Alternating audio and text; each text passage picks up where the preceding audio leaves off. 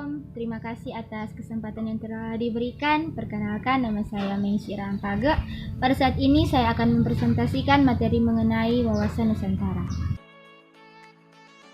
Wawasan Nusantara merupakan cara pandang suatu bangsa tentang diri dan lingkungannya yang dijabarkan dari dasar falsafah dan sejarah bangsa itu sesuai dengan posisi dan kondisi geografis negaranya untuk mencapai tujuan atau cita-cita nasionalnya. Pengertian wawasan Nusantara menurut beberapa para ahli. Yang pertama menurut MPR tahun 1993 dan GBHN tahun 1998. Wawasan Nusantara merupakan wawasan nasional yang bersumber pada Pancasila dan berdasarkan pada Undang-Undang Dasar 1945.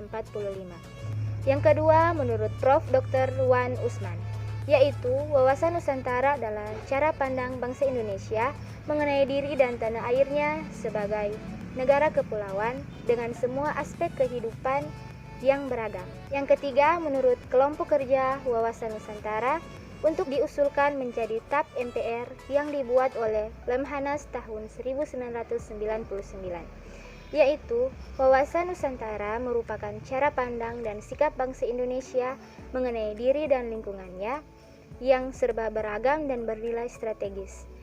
Unsur-unsur dasar wawasan Nusantara. Yang pertama, wadah.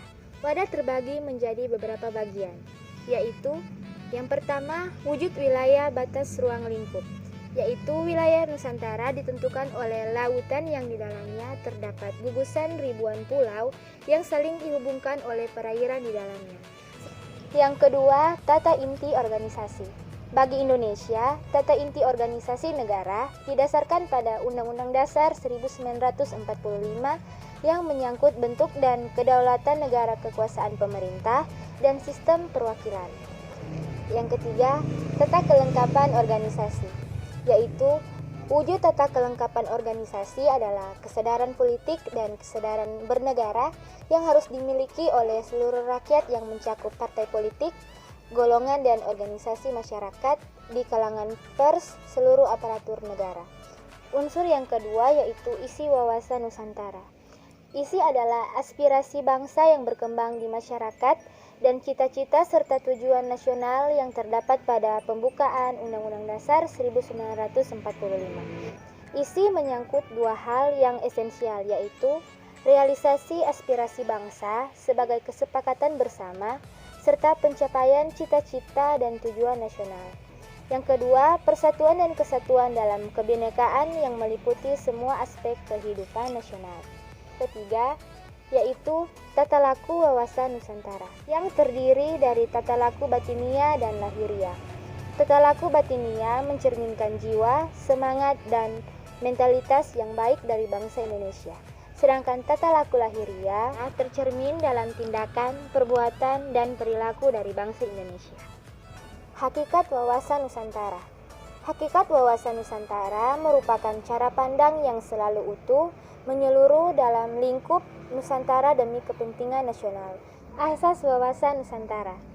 Asas wawasan Nusantara merupakan ketentuan atau kaidah dasar yang harus dipatuhi, ditaati, dipelihara, dan diciptakan demi tetap taat dan setianya komponen pembentuk bangsa Indonesia terhadap kesepakatan bersama. Kedudukan, fungsi, dan tujuan wawasan Nusantara. Yang pertama, kedudukan. Wawasan Nusantara sebagai wawasan nasional bangsa merupakan ajaran yang diyakini kebenarannya oleh seluruh rakyat Indonesia agar tidak terjadi penyesatan atau penyimpangan dalam upaya mewujudkan cita-cita tujuan nasional. Fungsi. Wawasan Nusantara berfungsi sebagai pedoman, motivasi, dorongan, serta rambu-rambu dalam menentukan segala kebijaksanaan, keputusan, tindakan, dan perbuatan bagi penyelenggara negara di tingkat pusat dan daerah maupun seluruh rakyat Indonesia dalam kehidupan bermasyarakat, berbangsa, dan bernegara. Tujuan. Wawasan Nusantara bertujuan untuk mewujudkan nasionalisme yang tinggi di segala aspek kehidupan rakyat Indonesia yang lebih mengutamakan kepentingan nasional daripada kepentingan individu, kelompok, golongan, suku, bangsa, atau daerah. Demikian presentasi yang telah saya paparkan mengenai materi wawasan Nusantara. Semoga dapat bermanfaat bagi kita semua. Terima kasih.